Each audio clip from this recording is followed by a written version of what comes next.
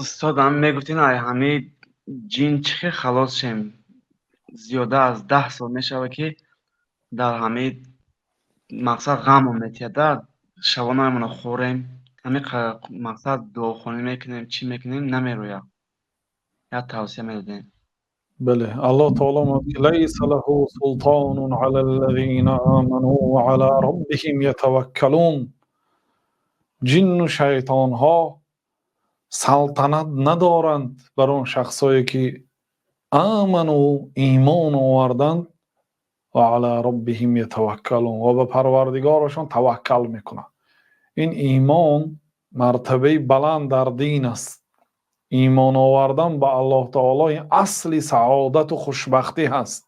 گاه ها ما زبانن ایمان می آوریم ولی در ما کمبودی ها هست. چخیلی که پیامبر صلی الله علیه وسلم گفتند که لا یؤمن احدکم حتی اکون احب الیه من ولده و والده و الناس اجمعین. یکی شما مومن نمی شود تا اندمی که مرا از پدر و مادرش، از فرزندانش و از نفسش هم در بعضی روایات اگر دوست ندارد، او ایمان نیست، یعنی ایمانش مکمل نیست. کسی که برای برادرش آن چیزی که برای خودش دوست می‌داره اگر دوست نداره، او هم ایمانش ایمان نیست، یعنی ایمانش کمبودی دارد.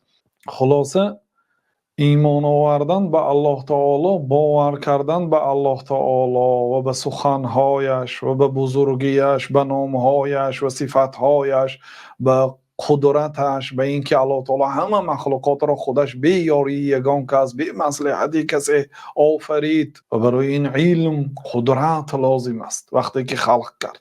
و الله تعالی نامهای دارد زیبا، صفتهای عالی و از صفتهای بد و صفتهای پست پاک است. لیس له سلطان علی الذین آمنوا. شیطان و جنها سلطان نیستن بر بالای آنهایی که ایمان آورند. سلطان به معنی که سلطان شخصی که وقتی فرمان میده فرمانش اجرا میشد، سپارشش اجرا میشد. در بالای یک آدم سلطان یعنی حکم فرما. سلطان علی الذین آمنوا و علی ربهم یتوکلون. الله تعالی میگه که به آنهایی که به الله تعالی ایمان آوردن سلطنت ندارد، حکمرانی ندارد، و به آنهایی که به الله تعالی تکیه میکنند. توکل مرتبه بلند در دین است. در جلب فایده و در دفع ضرر به الله تعالی تکیه کردن است. خب خلاصه برادر عزیز، آیدی خلاص خوردن از جن دیگر صحبت هایم داریم و توکل را تحقیق کنید، یعنی در خودتان صفت توکل یافت شود و صفت ایمان.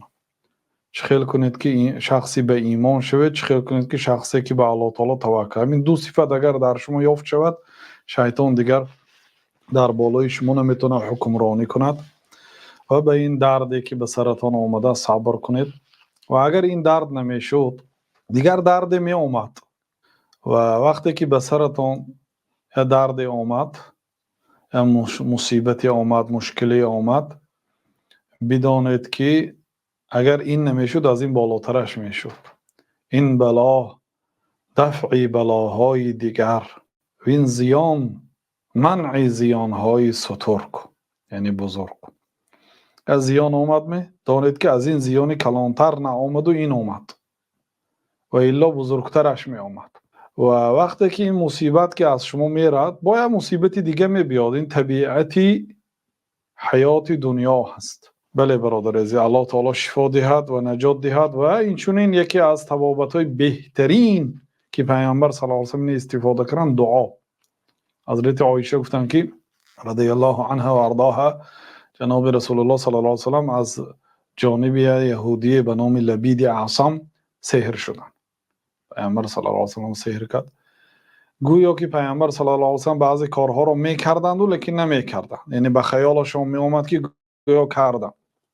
سپس یک شب خیستند و دعا کردند، سپس دعا کردند، سپس دعا کردند، سپس دعا کردند، حتی الله سبحانه و تعالی از این سحر پیامبر صلی الله علیه و سلم را نجات داد. خلاصه به زبان مادری خودتون هم میتونید از الله تعالی یاری پرسید که شما را از این بلا، از این درد نجات دهد.